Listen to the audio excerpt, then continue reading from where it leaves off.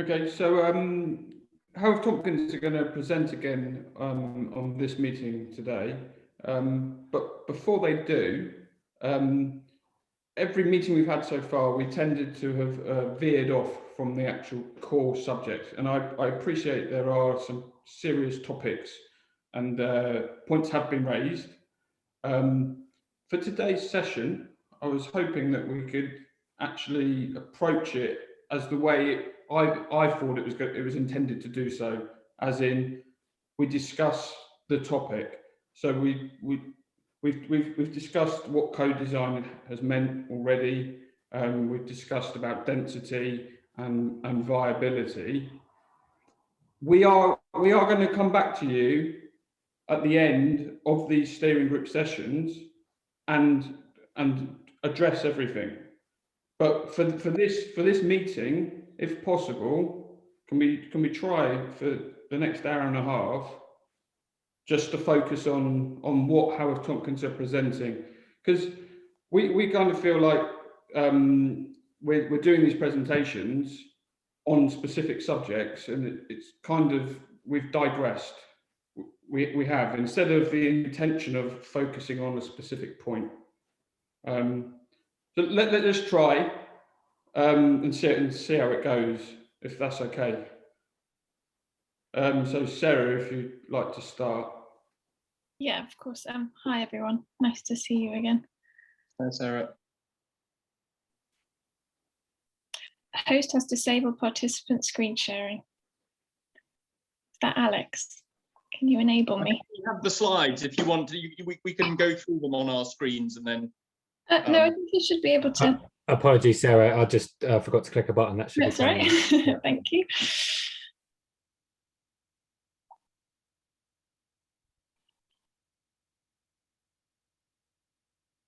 Can everyone see that?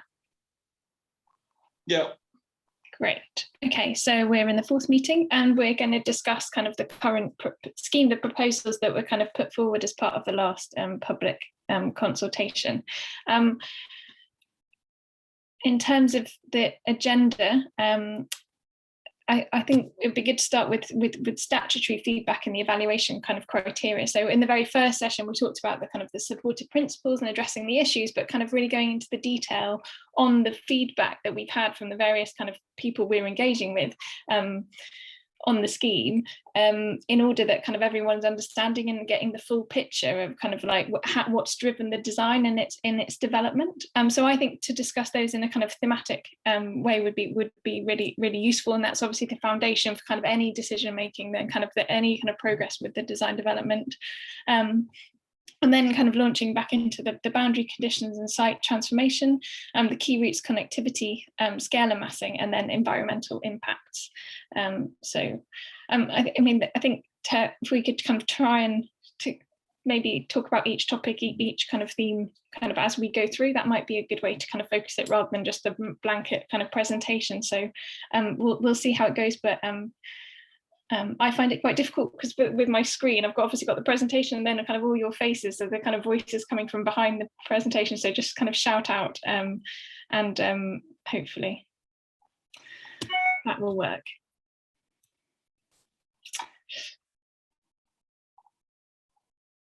So statutory feedback and evaluation criteria. So form, scale and massing.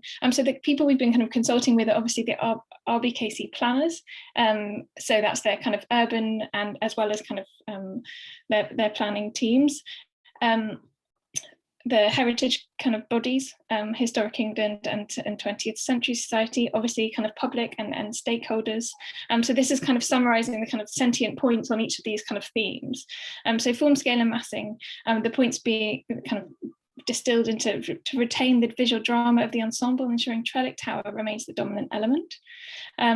Consider the prevailing urban grain of the estate and the placement of new buildings as objects in a landscape setting rather than perimeter blocks. And building at a range of different scales and typologies.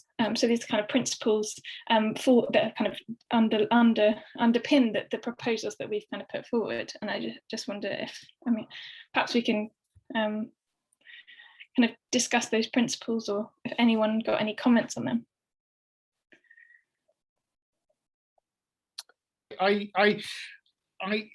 could you talk a bit more about the drama as you see it? I mean, I think from a heritage point of view and a planning point of view, obviously, Trellick is a metropolitan landmark, which Dan can kind of discuss is a kind of a planning label or kind of it's set out in the kind of the Building Heights SPD, a metropolitan landmark, a district landmark, and retaining the kind of the drama of Trellick, the influence of Trellick in surrounding kind of views. We'll look in more detail as kind of we go through it about the full kind of like how that assessment on height is made from a planning point of view, and the kind of the types of analysis, the townscape and visual impact assessment that is used to kind of to evaluate whether that relationship and the kind of the presence and the impact of Trellick Tower itself is maintained in light of the kind of the proposed development. Right. Okay. And for whom?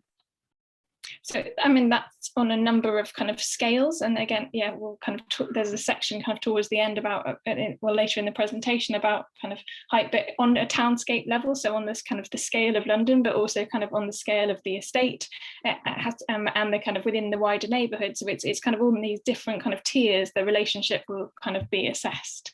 So it's not only kind of the view from the Westway, for example, it's also kind of, as you're walking down Edenham Way from the Edenham Way estate, like those kind of relationships. So it's considering all of them, and then it kind of a balanced judgment about the kind of the impacts, because what might work in one might work in the other, and etc. Gotcha. Thanks. On the land use, could I have a few questions? So, shall I introduce those? Sorry. Did you want to? Sorry. You want to talk about those? Okay. Go on. Yeah, so land use, obviously kind of the site allocation, so maximising the opportunity for affordable housing, the quantum of open space to serve both the existing and new communities, so providing sufficient amenity space, and we've talked about that, and the kind of the quantum of development, provide, sorry, I've got Microsoft Teams flashing up, you can probably hear. Provide additional social and community uses, which is a requirement of the SPD and the site allocation. The success of the proposed non-residential uses will be critical to the master plan activating key routes and spaces.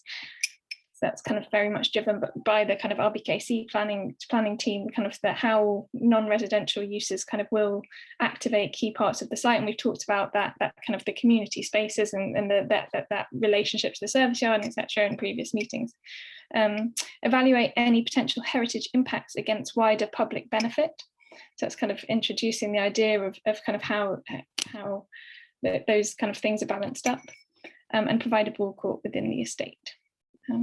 What was your question? Yeah, so my question is about the use of that, about what you mean by the master plan, because I guess with a meanwhile hat on, one of the oddities of looking at all these plans is that you seem to be thinking in a very self-contained way about the development site, but actually it's what meanwhile provides to the site, it seems to me, is very important, and it provides, I suspect, by square footage per unit, quite a lot of the green space which you're putting a lot more of into your design. And not only that, but there's also, thinking about the community uses, there's obviously the question of what happens to the factory building at meanwhile, and the possible community uses of that. And it seems to me to be oddly constrained to be looking only at the development footprint rather than at the wider master plan. Yeah, I mean, as a council, Tony, we at the moment we are actually reviewing the bigger area, the actual master plan. There's different departments that are responsible for different areas. There's highways that have got a fund.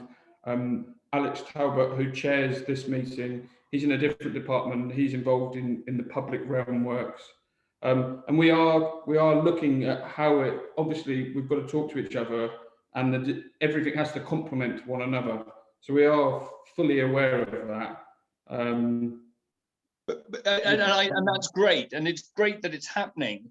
But I guess that it's a bit odd making firm proposals about a subset of it, rather than starting with the big area and zooming into the smaller, right? Because it's partly to do with funding as well, Tony. So I mean, Alex's team, they're applying for lottery funding, which they haven't got yet. We've got allocated funding for the housing. Highways have got allocated funding for the Trellick Tower side of the street off Goulburn Road, but we need to address the wider aspect as one, but we haven't got the funding isn't in place yet. So the new homes funding is okay. I suppose that the bottom line is that's why it's not being approached as one bigger collective. I guess also to touch on planning requirements. So for instance, there's a requirement if you're providing new homes, you have to provide play space close to the site, close to those new homes for obvious reasons. So whilst we can rely on Meanwhile Gardens to a degree as in close proximity to a green space for residents, there are some elements that have to be in a much tighter scale, particularly play space as an example, because people want their children playing close to where they live, and particularly a range of age groups. So doorstep play has to be right, as it sort of outlines, right on the door. And I suppose in terms of the social and community use, the planning policy, obviously we've made the council aware of what's going on at the factory site, but because there's not a fixed proposal there, we can't rely on that in terms of an assessment from a planning application, because if something doesn't come forward there, then we haven't addressed the policy. So the council's requirement is you need to address that policy, that provision on site through something that's part of the application itself. Yeah, so on the play space, I suspect that where Meanwhile currently has its swings is actually rather closer than where you're proposing them to the mass of the unit. So I'm not sure that point holds. And I guess that of course there isn't anything done on the factory site, but I guess my point was, surely this should be considered simultaneously. Yeah, no, and I think, I mean, it's a really important point you made, and also kind of very much along the lines of the conversations we've had with the planners, like up until this point, taking a holistic view of the site that kind of does consider the wider area. And I think in the very first presentation, we kind of went through the broad themes of kind of feedback and such like, and one of them was from the framework study, which RBKC have commissioned to kind of bring together the various initiatives and kind of that kind of relate kind of in and around the site, strategic kind of level, but as well as kind of detailed things about kind of transport and cycle lanes and things like that, and bringing them together and just to understand kind of how this site, and I'm using the word master plan here, relating kind of to our site boundary, relates to the wider community and the stitches into the wider neighbourhood and all that kind of connectivity and the routes and things like that, very much kind of considering it not kind of inward looking, but very much how it kind of sits within the red line, within the wider kind of the neighbourhood. And I think the opportunities of Meanwhile and the factory site in particular have kind of been discussed, and I know that James has shared some information on that, which all looks kind of really interesting. And I think, I mean, to be more specific on that, because on your second point, provide additional social and community uses, which are a requirement of the SPD. So, you know, there are things that, you know, there are things that have been in conversation on the factory side, have included GP surgery, have included shared workspace, and again the dependency of, you know, what happens under the podium and what happens over there seems you know, something that should clearly be taken into account. And that is the case. They are kind of obviously considered kind of on that level. And at the moment, I think Dan mentioned last week, the kind of current stage of that is commissioning a kind of community space audit, looking at kind of the needs of the local area and kind of what to kind of inform the use of the community space that is being provided on the site. So it's a kind of a specialist piece of work that. That's great. it's great to know, and I look forward to seeing how all this comes together into a coherent whole. And my third question, my final question on land use is, could you update us as to the what's the status of the views of the heritage bodies? So I'll come to that. It's a good point. So the next kind of theme are site conditions and issues, and a lot of the kind of conversation and kind of our approach to the site is kind of addressing the significant site challenges. So including reconciling complex level changes as a primary kind of constraint of the site, considering the nature of the open space and public realm to create spaces that are secure and active. Improving permeability, including north-south routes. So it's your point on kind of connectivity in the wider kind of area, and then a lot of kind of commentary and kind of development about kind of the service yard, which considered kind of particularly problematic, and the development kind of must address its character and functions, kind of can't turn its back to kind of that part of the estate. And I guess a lot of this kind of feedback on this point particularly was kind of through the first round of public consultation, and yeah, I don't know if Magda, because I think one of our comment members who sort of represents the businesses on Goldbourne Square has had a meeting with James and Magda recently. Magda, do you want to update the group maybe on the comments about that service yard aspect? Yes, so we met on Thursday, James and I met with a couple of senior management staff from the Goldfinger factory, right. who are a member of Comet, and we had a really interesting discussion with them about the Edenham Way proposals. And 2 points, I suppose, were raised specifically in relation to the proposal, obviously, for the businesses, all the businesses in that shopping parade on Goldbourne Square. That service yard is a crucial piece of operational infrastructure for them, and Goldfinger factory, we're speaking obviously on behalf of their own business, but also knowing the needs of the businesses that surround them in the parade, and I suppose especially people like Costcutter. So they were concerned about the mixed use, the proposed mixed use of that new street, and how operationally having, a number of businesses based in that area, which is, quite a busy delivery route for them, operational routes. And they told us that deliveries happen all throughout the day. There isn't really a set time where the businesses get the goods in and out, and especially for Goldfinger factory and for Costcutter, this happens throughout the day. So this was a concern, how that would be reconciled with with a heavy pedestrian use, especially with the bigger dwellings based in that area on that new street.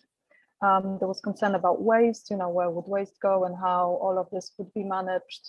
Currently there is sort of, they've got a system, I suppose, that works for them, and they were concerned about how this would be affected. And also they mentioned another aspect of this proposal, which they thought, was a bit of a shame that it wasn't thought about, that all the activity sort of centered around the main green space around the dwellings and the central area, the central green area.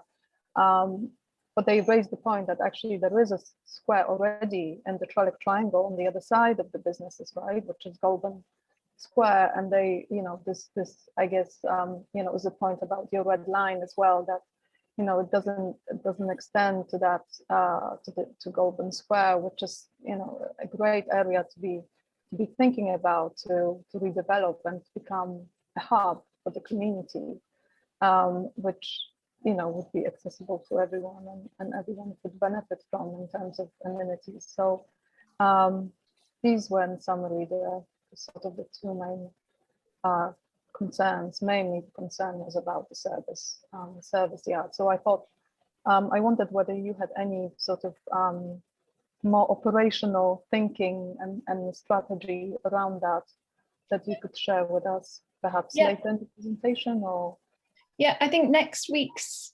presentation focuses kind of specifically on transport and kind of servicing, because obviously it is a kind of key issue and fundamental to this kind of part of the site, that those kind of activities can coexist. And I think the nature of a muse and why it kind of feels appropriate is that it is this mixture of kind of different types of uses kind of coexisting. But I think, yes, it is an enormously important point. And so Conisbee are appointed as kind of transport consultants who are doing kind of the relevant tracking and testing kind of from a technical point of view, to ensure that space kind of can serve both, but kind of defining a successful strategy which serves kind of all the users, the residential as well as kind of the commercial and kind of future commercial kind of tenants as well, and the community users, and kind of it will really kind of be absolutely essential to the successful kind of nature of that space. Your second point on the Goldbourne Square, I think the idea that obviously within the framework study, then we've kind of done quite a lot of work on kind of understanding the kind of the vision for Goldbourne Square. And I know in the comic kind of the core strategy, you kind of also kind of set out some kind of a vision for that space as well. And so I think the idea of Edenham Gardens or whatever kind of public amenity spaces provided within the estate should complement that character, and they should be kind of quite strongly linked. It's not kind of instead of it, it's supporting the kind of the Trellick Triangle kind of area, and both kind of valid spaces that kind of need investment and need kind of development. There's also beyond just access. I think we want it's considering the sort of acoustical relationships as well, because obviously there's workshops straight opposite and the biggest family units opposite that. And I think there's more than just there's obviously imminent issues presented by traffic, which I think are resolvable, but it's almost making sure that as this place becomes more sort of family friendly, so to speak, that doesn't, programmatically, that doesn't prejudice the commercial functioning of those businesses in the immediate adjacency who enjoy the use of the service yard as intended as a service yard. And I think that's quite important, because it's an amazing wish to include commercial functions, and obviously this notion of a muse, which I think needs to be interrogated a bit more deeply, because the historiography of muses is an interesting thing in that they started as servant spaces for predominantly industry, right? Flanked by housing facing the other direction, and there were live work for lower income businesses at the heart of the city before it got stripped out. Whereas this muse is a muse in terms of its scenography, certainly, in terms of low-rise housing and a kind of mixed use, but it's housing opposite the back of, so it's a bit more complicated than a muse, and I think that needs to be really considered and resolved in a careful way. Its kind of specific nature and kind of complexity isn't lost on us. I think it definitely is kind of quite a very particular space, but also has the potential to be kind of a very interesting and kind of dynamic one, and that hopefully can kind of with the right kind of engagement and structure can benefit those commercial and community spaces equally. And I think in terms of the housing, obviously kind of providing a range of different housing typologies kind of on the site, family units, kind of more like different kind of positions kind of within the site. This is kind of the units that are kind of along this access kind of from the muse will be a kind of a particular type of home, and a particular kind of type of arrangement that kind of befits that setting. So that's definitely to be developed. Yeah, I mean, this Goldfinger raised some opportunities there as well. Just to be clear, that the idea of having, a sort of an open back door for them, for the community to be able to sort of, peep into and see what's going on inside, just not actually going inside, but being able to look through, right? I think they were quite excited about that. But obviously with that, there are some operational challenges that need to be really well thought through. So yeah, I think some further thinking and development of those ideas would be quite interesting. And I think, you know, it would be probably quite useful at some stage to have a specific consultation with the businesses on, absolutely, on that parade, and just to uncover some of those operational, you know, practical issues that that the news idea might, you know, might carry with it. Yeah, that's definitely an important part of the kind of engagement strategy, in order to kind of as that how we develop that space. But yeah, the principle that kind of addressing that service yard and that area of the site as part of the development.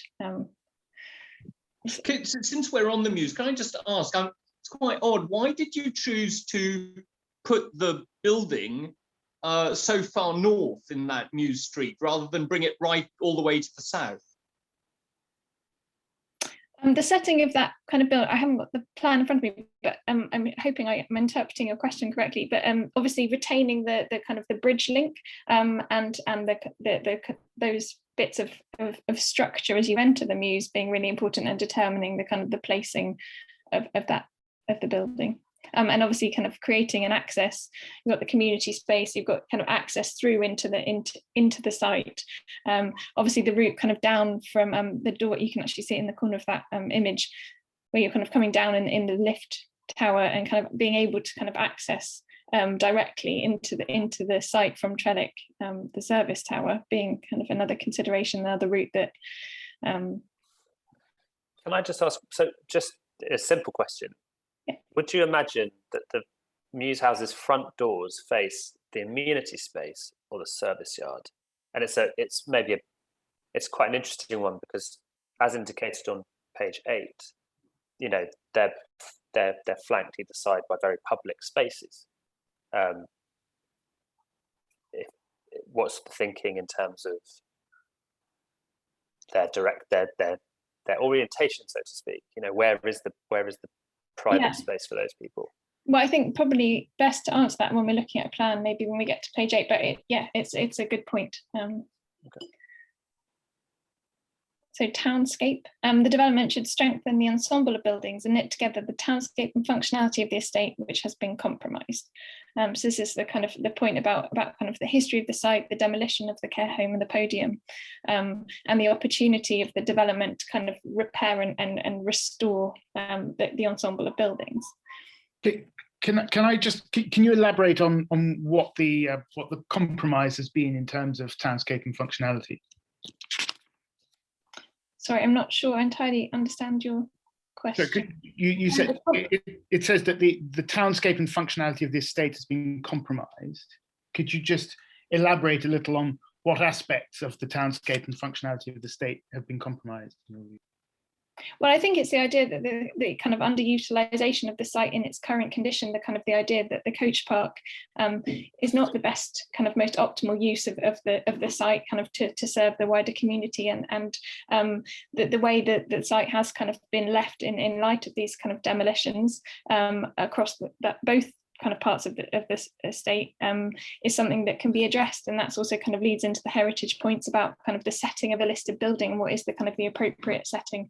Obviously kind of Goldfinger's landscape that he kind of considered is no longer evident and has been compromised, but how kind of he originally kind of conceived that Trellick Tower would sit kind of within the wider estate.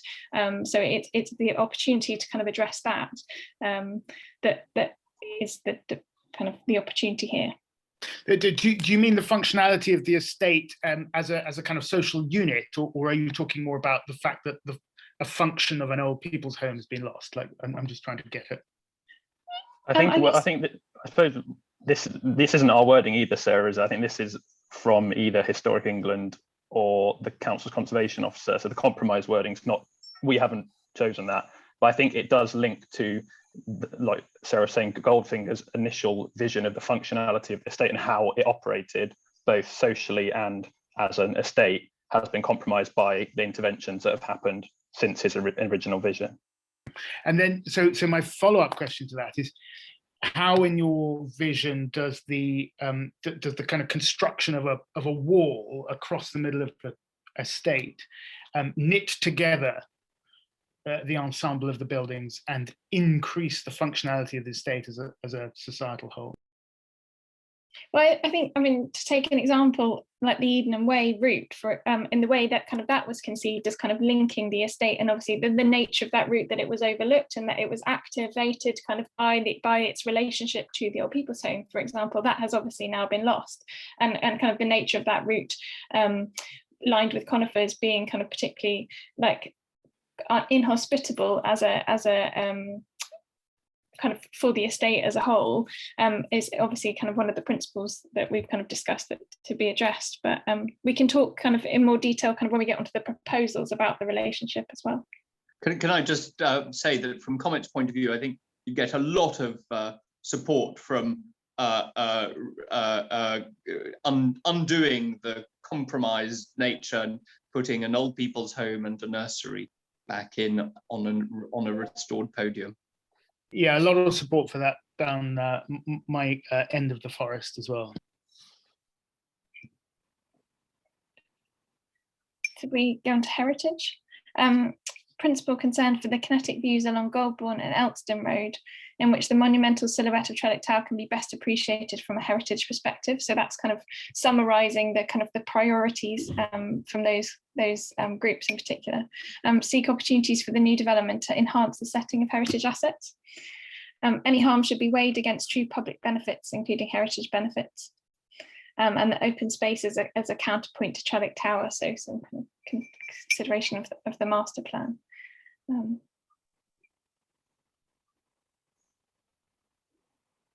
So you could and I guess sorry, here it is worth emphasising again, and Comet will always emphasise that it's the entire estate which is a heritage asset, not just Trellick. Yeah. And including, I think, as Gabriel often points out, the views across it. Yeah, and I think that should be reflected in this as well, because that's the engagement we've had with Historic England as well. They have their remit is for all of the listed elements, which includes both of various blocks on the estate as a whole. I know, Tony, you wanted to touch on the feedback we've had so far. So obviously 20th Century Society have made their position public about the height of the building, and that's what they've commented on so far. But I guess to bring you up to speed on where Historic England are at the moment with the proposals that we consulted on, and it touches on the point you just raised. They said that there's a successful relationship within the Cheltenham estate, both in terms of design and spatial arrangement of the proposed buildings and landscaping. And also in concluding, they had a lot of other comments, but their main conclusion was that the proposals are unlikely to raise serious concerns to us at the application stage. And they've actually indicated to us that we shouldn't engage with them further at pre-application stage because they're happy with where the scheme is at the moment. This is just trying to set out the balancing act of where we are in terms of 20th Century Society have made their position very clear on the height of the building, and we're engaging with them further on their actual feedback on what they consider would be an acceptable height. But Historic England, their direction so far is that they're happy with how the scheme is, and whilst they've identified some harm, they've said to the local authority they don't want to be involved at the pre-application stage anymore, and it's up for the council then to determine how that's balanced. And this is the point highlighted in the MPPF, that where any harm's identified, that it's weighed up against public benefits. And that's how heritage impact is considered, in terms of it's a balancing act in the planning framework of any harm that's identified and how its benefits are weighed against that. Can you be a bit more specific and detailed on what harms Historic England have identified? Yep. So they talk principally about visual intrusion. So what does that mean? Whilst they recognise that, so that view there is helpful from Sarah's image, and at the moment that's a completely unobstructed view of Trellick Tower, and the introduction of any building into that will cause some harm, but they've identified it as a low degree of harm with the current proposals because of the siting of the building. So if we were to say site a building in the middle of that image, it would obviously block Trellick Tower from that view and other views, but where the siting of the building is at the present is offset to the side of that, so that you do have that unobscured view, and it's taken into other matters. I just got the response, and the main thing that they so is that obviously there is a change to the character of the estate as a result of the scheme, and they don't necessarily identify that as a negative impact, but they identify that it is a change, and the change to the scale of the estate as a result of the proposals. I mean, I think that would be one of our main concerns, is to change the character of the estate. And again, I go back to this, the way the proposed buildings are currently situated, if that's the right architectural term, as a wall between the eastern half of the estate and the western half of the estate, is a major concern for all of us, I think. And it goes against this idea of knitting together the ensemble of the buildings, right? Because the western portion can't see the eastern portion, and vice versa. And the prioritization of the views from the south looking due north over and at the expense of the views of the people who live on the estate looking from west to east, and even more so from east to west. So what in effect you have is a sort of, you're putting half of the original grade 2 listed estate, which is listed because of its value as a whole, you're putting half of it behind a kind of, not an iron curtain, but a brick and concrete curtain. Yeah, no, I mean, that's obviously a valid point that you've made and has been noted. And I think there's the visual connection, and there's also the kind of the physical connection, and the kind of the structure as well, that's to be considered. But just so you're kind of, I guess, understanding the heritage kind of position, those priorities, and you're right, there is a conflict, and that kind of needs to be balanced. So I guess, Gabriel, just a question: when you're talking about your iron wall, as we'll dub it, is it principally the location of the blocks, or is it as much the height as well? So if the blocks were to be reduced, would you consider that would have less of an impact, or is it the presence of any block there? Because look, I'm not in principle against the presence of any blocks anywhere. It's a mixture of height and orientation, basically. So what you have is this, it is essentially a wall with a gap in the middle. And the height plus orientation it has a cumulative effect of cutting the estate in half, and that's what really worries me. So if you orientated them in a different fashion, you would obviously lose the wall effect, right? But as you say, you would then impede the views from the south, and that's that wouldn't fly from a planning perspective. I can see that, especially not if you're planning to put 16 stories up. If you kept them in the same orientation, but say kept them to below 6 stories, I think you would go some way, although not all the way, to addressing this sense of a wall, right? Because it's, as we keep saying, we talk about visual connectivity. It is very important that we be able to see each other in order to feel like we are part of a single social unit. I think that's back to the point of the disposition of blocks and kind of the nature of the characteristics of the existing estate, and kind of positioning those blocks. It's quite subtle, actually, the kind of the oblique views and the way they're kind of shaped, and the kind of the relationship between them in enabling kind of particular views, as opposed to what is literally a wall with a slot cut through it. So it's understanding kind of the proposals in quite a level of detail to understand really what the visual connections that are enabled are, and what the kind of the new relationships that are created are going to be. But it's subtle when you're looking at it from the south facing north, right? You've got this very thin thing that I see why you did that, and from the pure perspective of standing at the south of the site looking north, it's a great idea. It's just that it doesn't work for the residents of the eastern half of the estate. I think you've got some views later on, Sarah, haven't we? So we can talk around those a bit. It's a bit easier with actually the images up in front of us. But yeah, thanks for the feedback. So site strategy, so public realm and landscape as a primary driver for the redevelopment of the estate. So that's kind of the really kind of looking kind of holistically at all the kind of corners and edges of the estate, being critical to its success. support for a principle of structuring the master plan around an open space on the site. So the kind of the need for that as an amenity, but also kind of from a master plan perspective, considering good placemaking principles to deliver safe and accessible spaces, so active frontages, communal entrances focused on key junctions, clear relationships and thresholds between public and private spaces. So all kind of principles that would obviously look to integrate kind of within the design.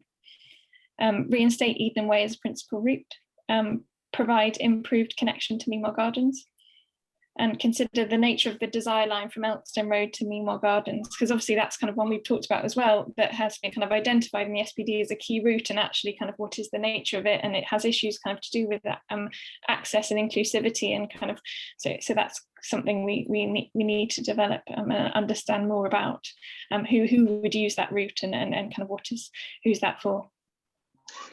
Can I add it? I don't know. I don't know this language well enough to know what you're actually referring to in good placemaking principles.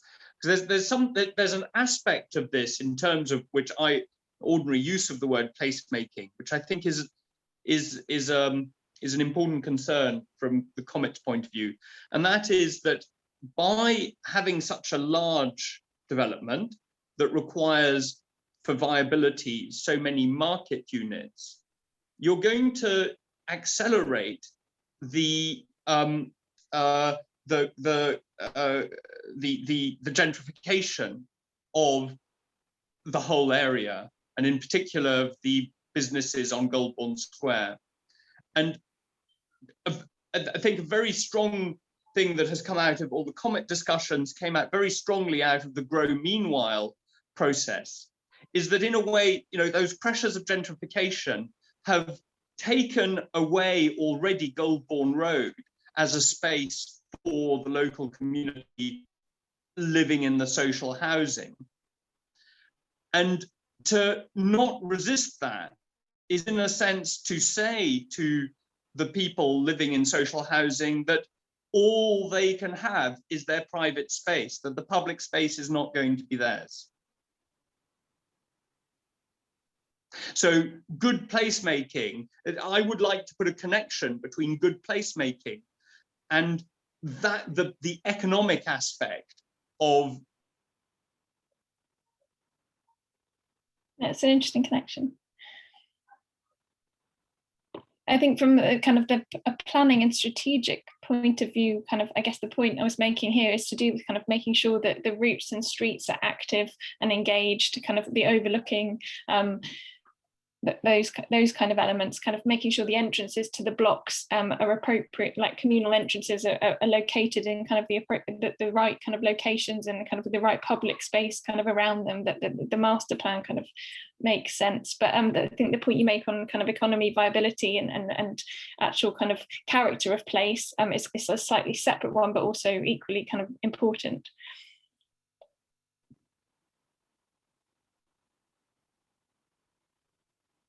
And then the issue of kind of block 1 and a new tall building kind of within the estate. So the southwest corner of the site is considered the best location for a tall building in terms of heritage impact and townscape kind of views.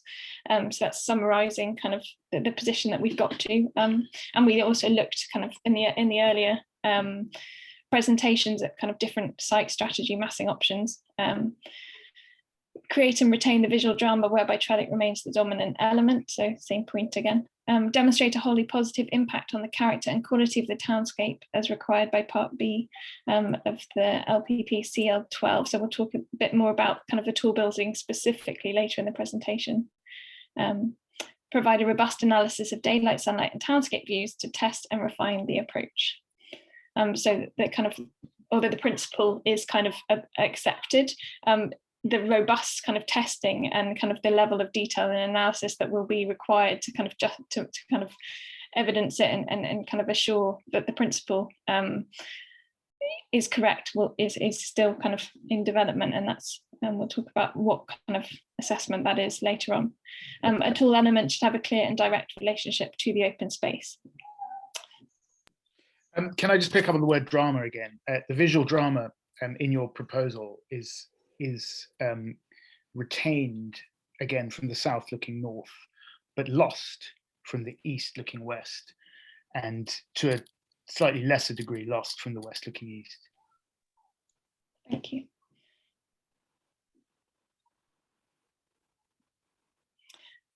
So we've obviously kind of seen this slide before, but this is kind of summarising the supported principles. So hopefully you're kind of understanding more, I guess, kind of about how we've kind of got to these principles for developing the site and how they're kind of, I guess, applicable to kind of to any iteration or any kind of design that comes forward. Can I make some? So sorry, on those on the permeability point, I'd just like to make a comment, which is, at the moment, there's something very striking about moving from the urban environment of the beach to the very natural environment of Meanwhile, and there's a lot of drama in that transition, and obviously none of these show precisely what you have in mind, but it'd be very sad, I think, to lose that contrast between the two types of space. That I took someone around there this weekend who didn't know the site at all, and they were astonished by the change of register from the beach to the gardens. And I think there's something that should be built on in that. I agree with that, Tony. I would just like to say that, I think that there's a sort of presumption that permeates all of these discussions, that the current open spaces that we have on the estate are negative in character. And I think that while there are definitely issues around access and visibility over those spaces, they're not negative in character. And actually the interventions that are required to make them more accessible and enjoyed by more residents of the estate are very minimal. And I think we're slightly overdeveloping them at the moment. Yeah, I think, that point is noted, and as feedback is important. Obviously, you can kind of see these points that are kind of coming from a planning point of view about kind of their understanding of the development of the site and reconciling those kind of different viewpoints. And also, just to flag the point about the transition made was something similar made by the QRP in terms of the urban quality in inverted commas of the open spaces, that they're not just necessarily traditional banks of grass. They're varied, and it is something that's raised and we are considering it with the landscape consultant as part of that. So just to flag that we have taken that on board and it is being considered. Sorry, Nick, I think I cut across you there. Sorry. Yeah, don't worry. About mixed development.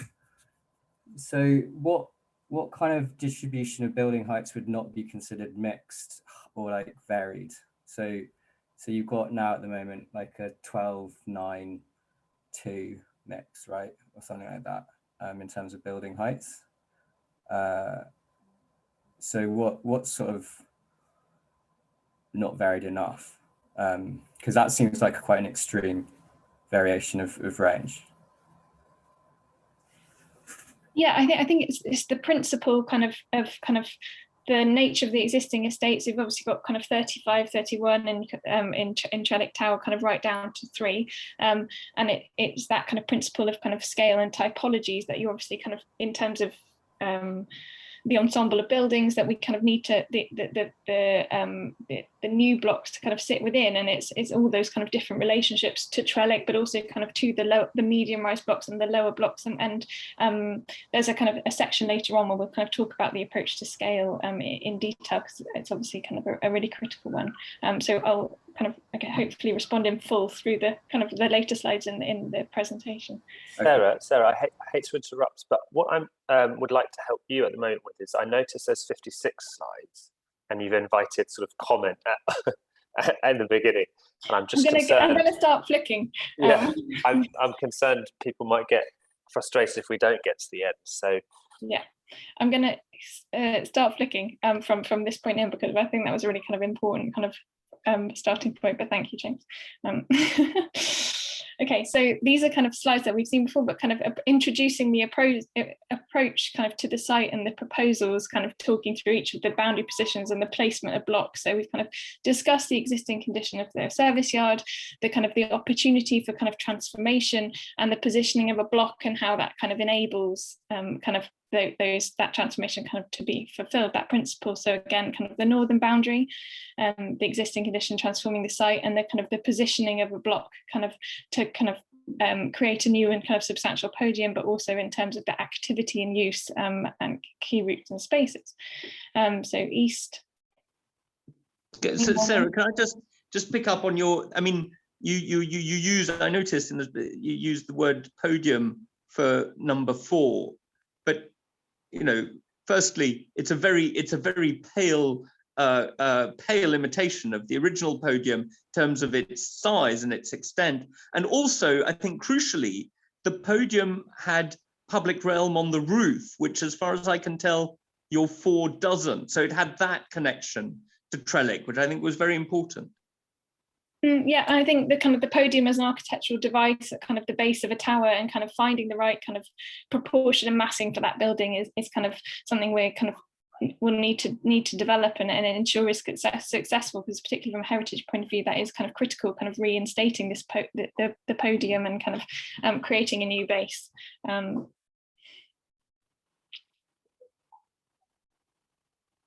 then the southern boundary, so Elkston Road, and the opportunity kind of in the positioning of these blocks to reframe that street. So then thinking about Eden Way, the nature of the amenity space, and the kind of the opportunity kind of bringing that all together kind of around Eden Gardens. So sorry, can I just go back one slide? Sorry, can I just again reinforce the point that I think one of the conceptual problems is that there is a confusion between the site and the estate, right? So if you look at all your little red arrows there, they focus on this kind of atrium area, as it were, with Trellick to the north and west, and the new stuff to the south and east, and it forms a ring. But half of the estate is on the outside there. Yeah, I think the slide you're looking for is coming up. This obviously we're kind of focusing on the kind of the nature of that space and kind of activating. And I think from the planning perspective, ensuring kind of enough activity footfall kind of within this space to make it successful was one of their kind of original concerns. But I think the slide you're looking for is coming up. But key routes and connectivity. So just kind of highlighting that strategy on a kind of a site, a ground level, and then some views. So this is kind of coming over the bridge into Eden Garden, so kind of seeing the disposition of kind of buildings and heights and that landscape. Obviously indicative in terms of kind of the character of the landscape as we've discussed, but just a sense of scale and enclosure and the relationship between buildings. Again, sorry, enclosure. Enclosure implies what we can see here is enclosed, and it implies that what's behind those 2 buildings is by definition excluded. Also, I can't see Goldfinger's buildings there. Blocks C, E, and D, can't see them. And there's the view kind of coming through from Meanwhile Gardens over kind of towards Portobello Bridge. So again, looking at a different viewpoint kind of within the estate. And I think key point here kind of how we can mitigate levels and kind of make that space kind of more accessible. So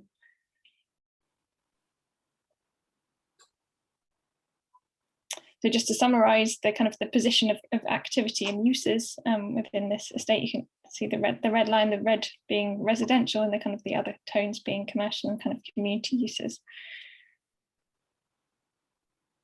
And can I just ask, I mean, you've probably said it in a previous session, but why did you, what drove that mix of residential and commercial?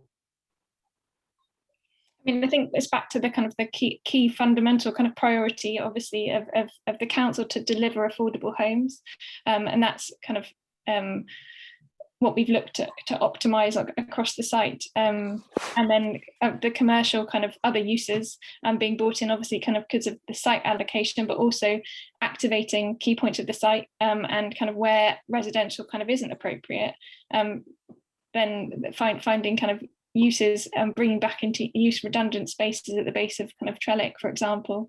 But I guess I mean, maybe we've had this conversation before, and I don't want to take us off topic, but you know, since, as you say, it was maximizing affordable homes, half of the homes are there in order to pay for affordable homes, so they could be commercial spaces rather than housing units. Well, I guess we've kind of talked about the viability, you're right, kind of another point, but I guess there's the need for affordable homes and homes in general.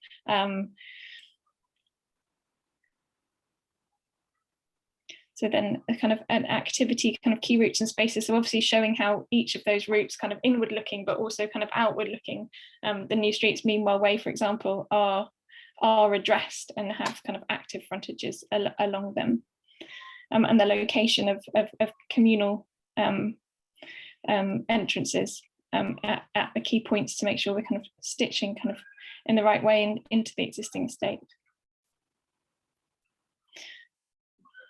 Some clues on kind of typology, look and feel, so how the building kind of might meet the ground, being kind of a key consideration. Materiality, I mean, please don't read too far into this as kind of more than just kind of an idea, a snapshot of kind of building types, but I think thinking about the way the building meets ground, thinking about the activity of the facade and how kind of we might start to relate to Trellick Tower, elements of kind of solar shading, thermal performance, sustainability, greening, amenity space, it kind of starting to kind of play with the relationships and the language of the building. These are some slides kind of included from the previous session, because I appreciate we didn't kind of get on to speaking about them, but kind of housing delivery and providing a range of different kind of typologies being a key kind of driver for the delivery of kind of the blocks. So flat stacked duplexes, interlocking kind of flats, maisonettes, townhouses, at a range of different kind of scales. So 1 beds, 2 beds, and kind of family units. And then the principles of kind of the housing that's being delivered. So a tenure blind development, meeting technical housing standards, well-planned flexible living spaces, natural light views, private amenity space, well-designed, robust communal and circulation spaces, affordable to maintain and run, so low fuel bills and like highly sustainable. So these are kind of RBKC's kind of priorities and the kind of the quality and nature of the homes that they're trying to deliver. Again, kind of probably the subject of like a much more lengthy conversation, but a kind of a starting point, just to summarise kind of the intention of the council. So we've kind of obviously talked about kind of the ground plane and the site strategy, and kind of so then the next kind of step up being discussing scale and massing.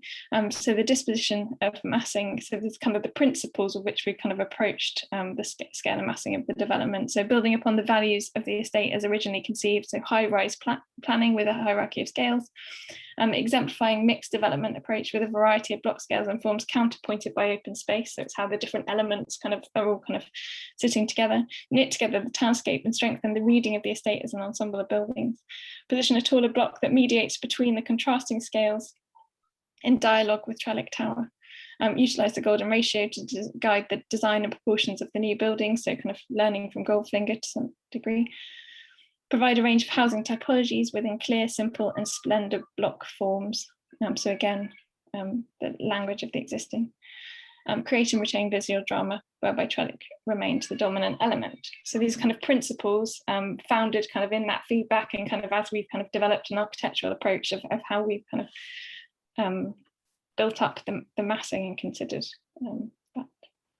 Can I just say, I've obviously made my points, read drama and also knitting together several times. I haven't, and I appreciate this is like a public forum and you're an architect and you kind of want to sit down and draw stuff and sketch, and I totally appreciate that, but I haven't heard you engage on that point.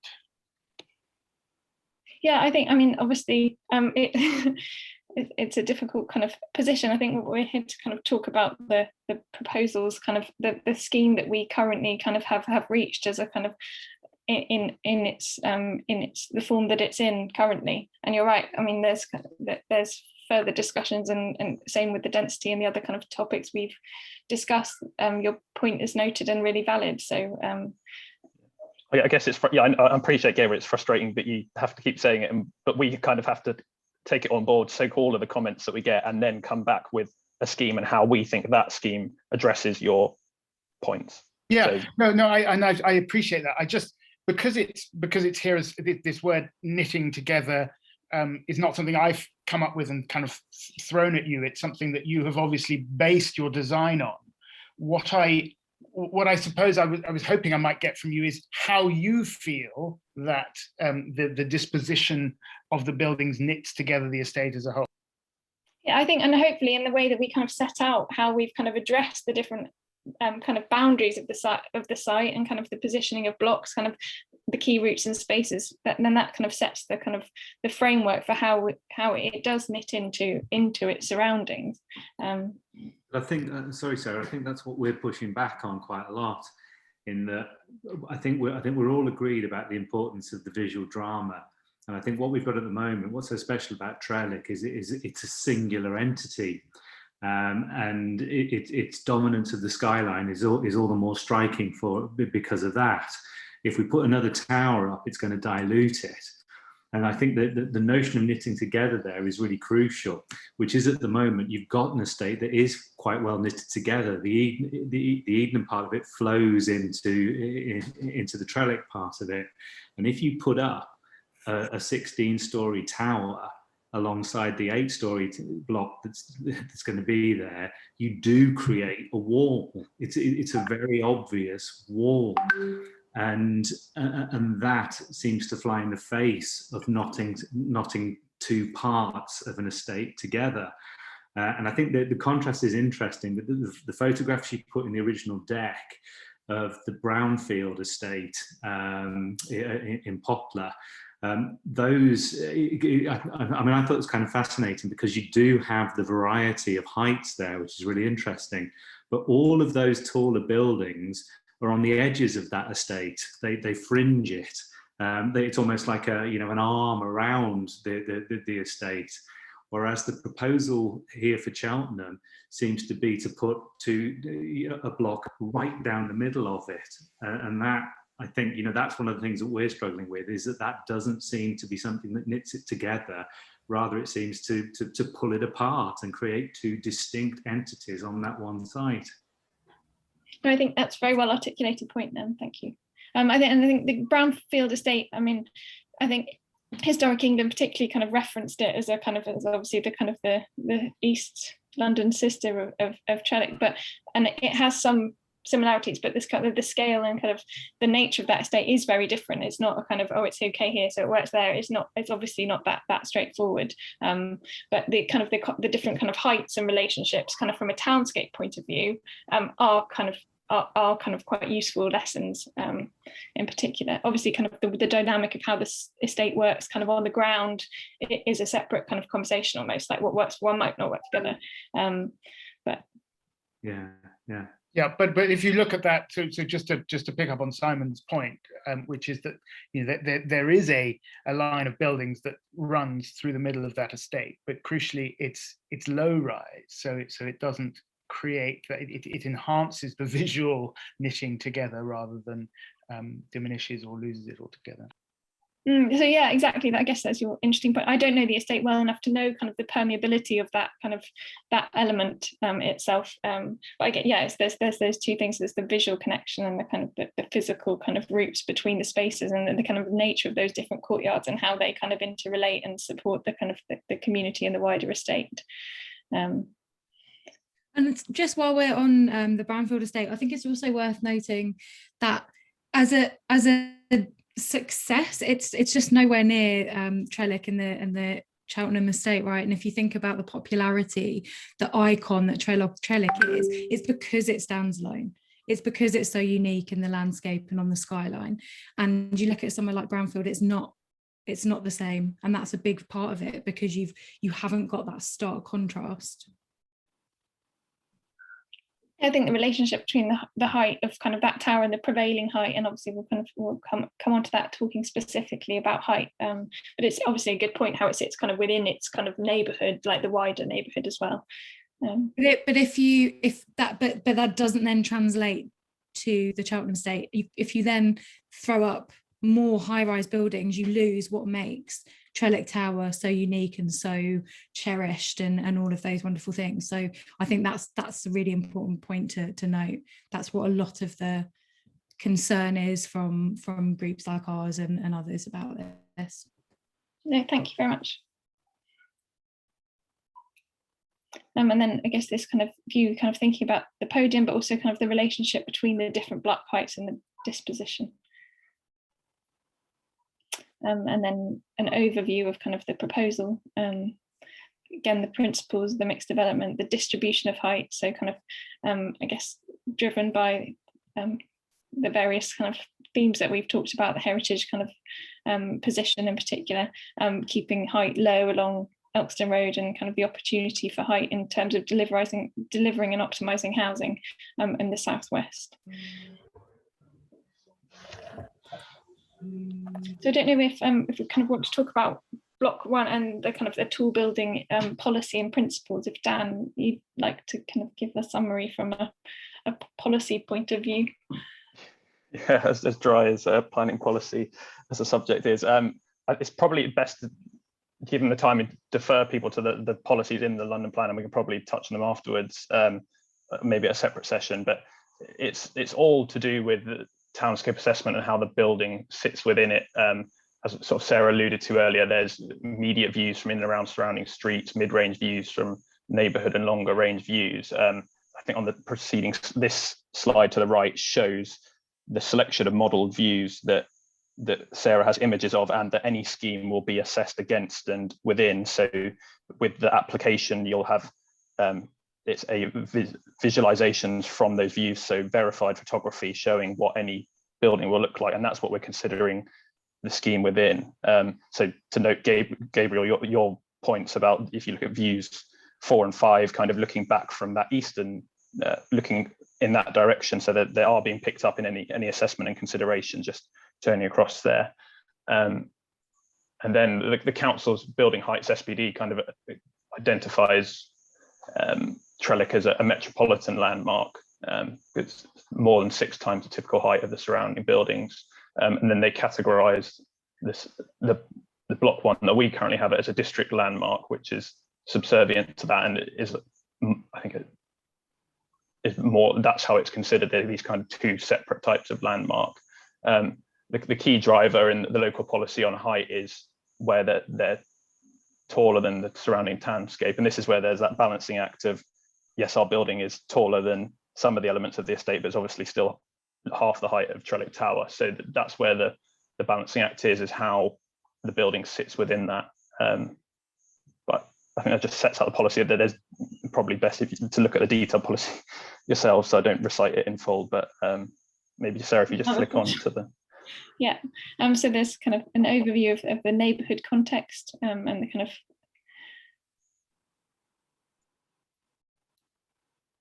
and then a kind of tall building strategy, and obviously kind of the idea of a tall building being to optimize the kind of the delivery of homes, and how should a new tall building kind of sit in relationship to Trellick, but also in relation to kind of the surrounding mid and lower rise buildings. And again, I'm aware of time to go through this in kind of detail, but the principle that a new tall building should have a kind of an independent relationship, sit at kind of have a direct dialogue to Trellick, but also kind of mediate between that height and the prevailing kind of lower and mid-rise buildings. If it's kind of too close to one or the other, does it muddy those kind of existing relationships and dynamics that Goldfinger sets up and creates? So that's kind of also driven the developing this kind of the proposal at 16 stories. Obviously then too tall, and you are kind of starting to challenge Trellick, and kind of too low, kind of actually the kind of the relationship to kind of the lower and mid-rise buildings, it becomes uncomfortable and different. So that's driven the kind of this proposal, and that's again been kind of consulted and informed through kind of conversations with Lichfield as our heritage kind of consultant, and the various feedback we've got from the kind of conservation officer and things like that. So it's a kind of a principle for how a tall building kind of might be accepted within the kind of the dynamic of the estate. So hold on, just let me to summarize, the idea of putting a 16-story block there is not just to maximize the amount of housing, but it's also you think that a lower block would be more disruptive to the totality and heritage of the site. Yeah, I think it's considering those relationships in kind of both directions, isn't it? It's kind of not only the relationship between a tall building and Trellick, it's the relationship between that tall building and the kind of the lower ones, and also the other kind of issues and constraints on the site that we've talked about, kind of providing a sufficient amount of open space, and kind of also driving kind of the idea of a taller building, the actual kind of impact of a building kind of above a certain height, and and its position particularly kind of to block D and your kind of and those buildings, and unless it's substantially less and it's a different typology of block entirely, the actual impact kind of probably isn't if Trellick was, for example, kind of 33 stories instead of 31, I'm not sure kind of within the estate if you need to assess kind of whether that change actually makes a kind of significant difference. So it's these different kind of scales, I guess, of influence and impact that are kind of considered. But I guess what's interesting to me, at least in this argument, that if I've understood it, and I'm not familiar with these arguments, is that you're saying that it's as if there weren't a good reason to have had kind of 31 and then 6, and that it's much better to disrupt the overall pattern of 31-6 with 16, rather than to say, oh, okay, there was a reason for 31-6. We better stick to that kind of patterning. I'm quite sort of surprised in a way that you're sort of saying, oh yeah, well, obviously that the coherence did not take into account the current distribution of heights. Does that make sense? I don't know if it's odd. It's kind of maybe it's a familiar way for architects to think, but it's weird, right? You would have thought that Goldfinger sat there saying, actually, it's good to have, 31 and then 6, 2, 3. And you're saying, yeah, because of that, we better put in 15.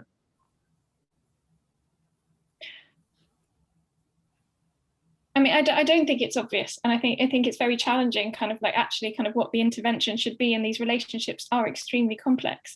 And I think this kind of proposition, if we're looking kind of the demands on the site, the kind of the viability of the site, this kind of being a solution and a proposal, and yes, as we've kind of discussed particularly last week, kind of any intervention will change the relationships and will create a new kind of character, will create new dynamics within the estate, and it's just kind of assessing the best way to do that. Obviously, kind of there's an alternative where kind of everything is kind of a blanket and kind of a set height, whatever that is, and lower, and you lose the dynamic and the relationship, and kind of you lose the amount of open space and the kind of the relationship between the buildings. So it's very much a kind of an offset and a balance. And I think so this is kind of trying to articulate a little bit kind of the architectural logic.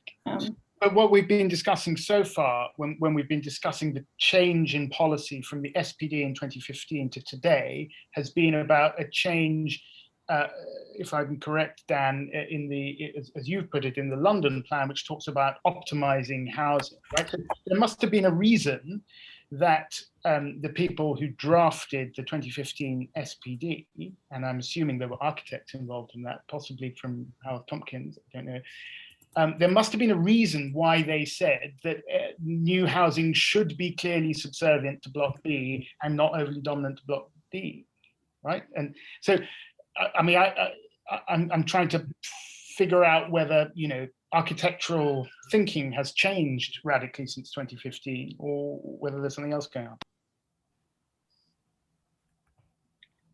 Dan, I don't know if you want to kind of comment on the SPD and the density kind of driver. I know from an architecture. What about density? It's not a density question. It's a it's a heightened relationships question.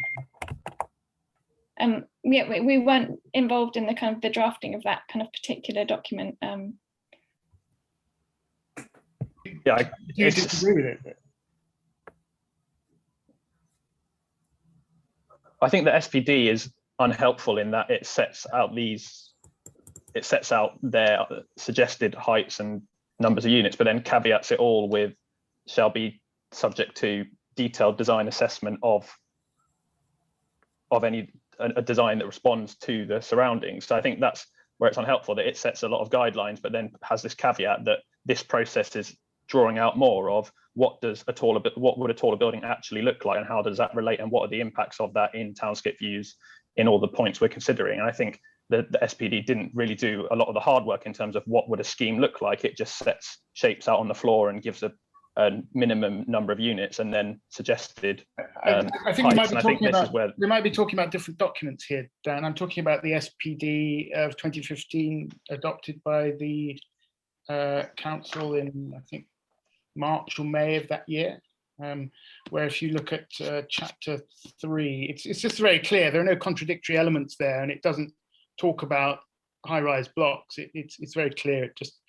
says that any buildings should be clearly subservient to block B and not overly dominant to block D. I mean, there's no ambiguity there at all.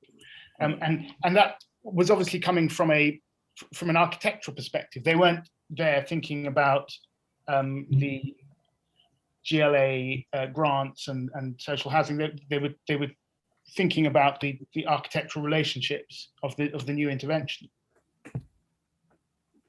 And I think that the driver in the policy as a whole is a design that detailed development design that responds to all of those constraints. And I guess the difference that we discussed previously, the policy has moved on from the London plan and the way that designs and height is considered in terms of assessments. And that, I don't know the process that went into forming that document, but wouldn't have been informed by accurate visual representations and a detailed townscape analysis. And I guess this is where the balancing act that we're coming at it now is, we're taking a broader assessment of the site with a lot of different considerations, and to how that comes into a scheme that comes forward. I guess the balancing act here is that there's a policy shift from a planning perspective of optimizing the delivery of units versus an older supplementary planning document that sets levels based at the time, and we're trying to mesh that middle ground. I understand the tension between the number of units and the height of the buildings. That's a clear tension.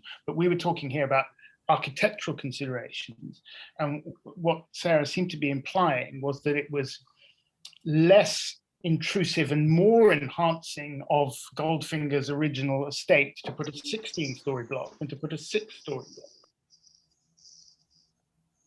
I mean, I think that they're obviously very different propositions driven by very different demands. And yes, it's a valid point in terms of kind of optimizing the delivery of homes and the kind of the issues that we've talked about. If is a tall building kind of acceptable? Yes, kind of from the feedback that we've received and the kind of consultation we've done with planners, and then there is the opportunity here, and it needs to be tested and proven, and that's what we're kind of in the process of doing.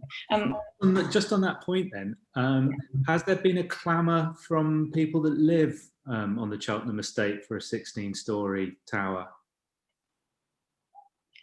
Do you mean in support of?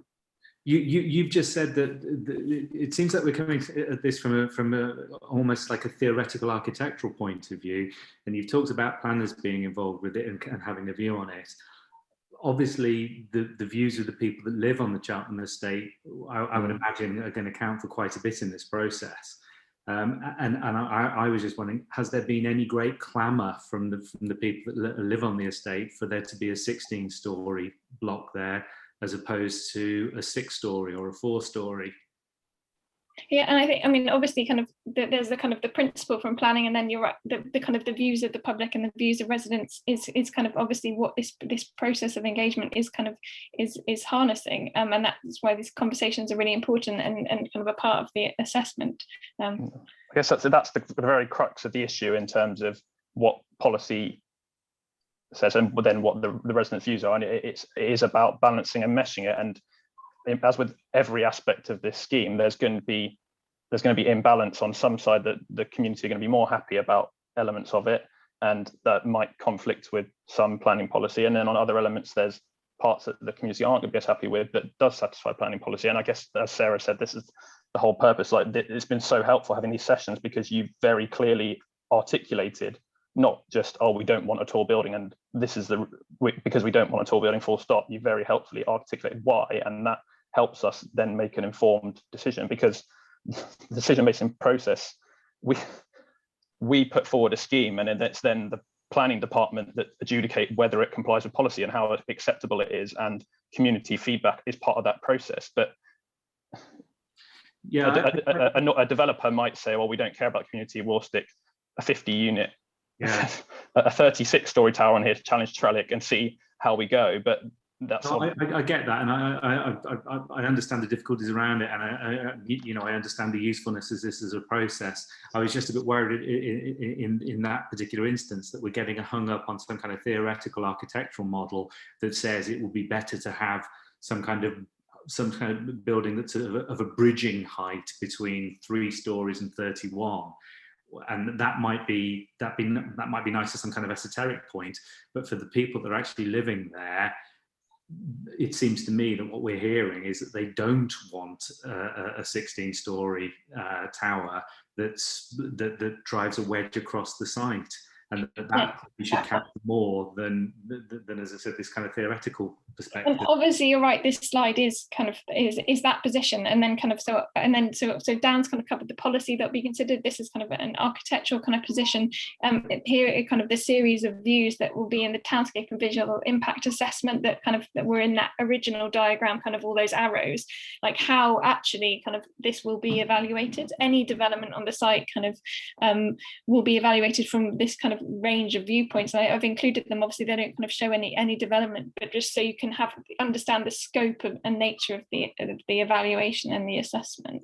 So there's kind of these images from different scales. So the kind of the Townscape views, the quite kind of far-ranging ones, the neighbourhoods, so kind of zoning closer in, and then the kind of the views within the estate itself. And that's kind of obviously thinking about the relationship to Trellick, but kind of also the relationship to the other buildings kind of within the estate and the ensemble of the estate as a whole, kind of. Yeah, I just thank you for that, Sarah, and Simon. I thanks also for your comments, and I agree that as a resident, I would that obviously the views of residents who don't want a 16-story tower block on the estate should be of primary importance. But just to pick up on the kind of pure architectural and kind of heritage preserving the drama of Trellick Tower, I would just like to sort of challenge from an architectural perspective, with the caveats that I'm not an architect, but I do have a pair of eyes, that Trellick Tower does not need mediating. There is no need for a mediation between Trellick Tower, 32 stories and 3 stories. In fact, that is precisely the point of Trellick Tower, is that that drama is unmediated. Thank you. I would also like to bring back a little bit the discussion before we end. Sorry, Anna, I think did you just mute them? Yeah, can you hear me? Yes. Sorry. Yeah, sorry, just before we end this session, because I know it closed, I just want to bring back a bit the attention to the new images, the renderings that you've shown us of the views inside the new open space. And coming back to what Tony said earlier about the qualities of the current site being full of variety and surprises, like you take the corner and there's a surprise. It's not only in height, but also in what's going on there and the many stories that take place in this area. And then your proposal, in a way, shows us a huge empty space, almost like the Primrose Hill kind of image, where you sit at the bottom of the hill, let's say at the edge of Goldbourne Road, and you just see everything until the far meanwhile garden, and there's just not that much variety. There's a bit of I feel like we're losing all those qualities in a way. And it's such a pity to not have these anymore. Yeah, I think that's I'm not sure how you. I mean, this is just a yeah. It's not a clear question. There's no question. It's more. No, like, I think are you considering this?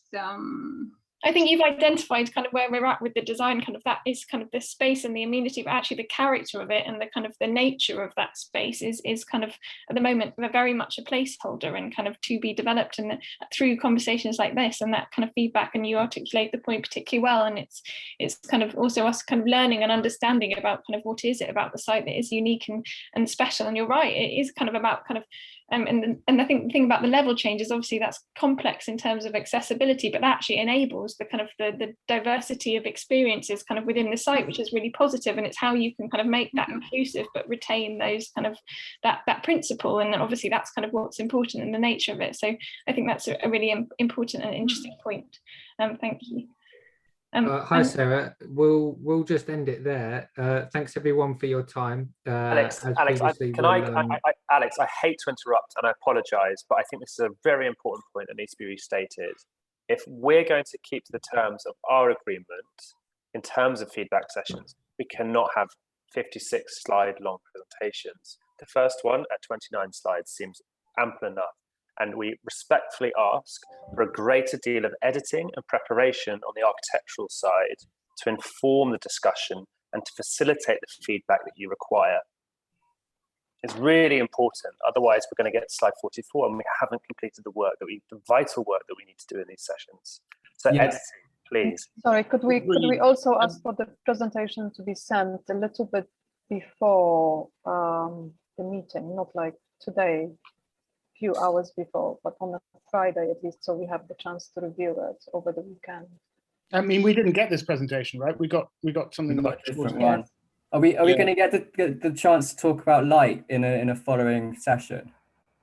Light, microclimate, all those critical That's incredibly important, and it kind of it's obviously the natural sequence from this. But if we've run out of time, I think it should be the first thing on the agenda next time. Yeah, I don't think we should. There's no point rushing through it. I think we just need to treat that as the start of the next one and just address that clearly from that one. Okay, I agree. And could I suggest that, I mean, we all, Sarah, you kicked off saying please interrupt, but I think that's probably something we should have said, no, let's get to the end and then we'll do Q&A, because the trouble is that it's very tempting to we can't pace ourselves, right? We're like it's like having an open packet of biscuits. We just keep kicking. So let's stick to this format of 20 minutes, full presentation, no questions, and then go to the Q&A. To be fair, if we got given this presentation at a reasonable time, we would have had more prepared for you, and we wouldn't have to butt in at such regular intervals, right? That's also true, yeah. Okay, then I'm sure that we can take steps to address that for next week. I know Patrick and the team will work on that. I want to say thank you very much for everyone's time again. And as I said, we'll endeavour to get this up as soon as possible. And I would also just like to say that I do appreciate, Sarah, the huge amount of work that's obviously gone into this. That's not gone unnoticed. It's a lot of work, and we appreciate it.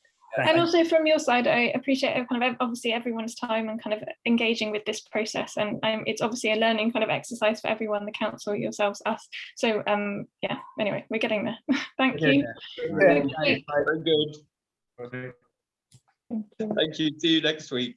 Cheers. Sorry to keep you, Alex. I apologise.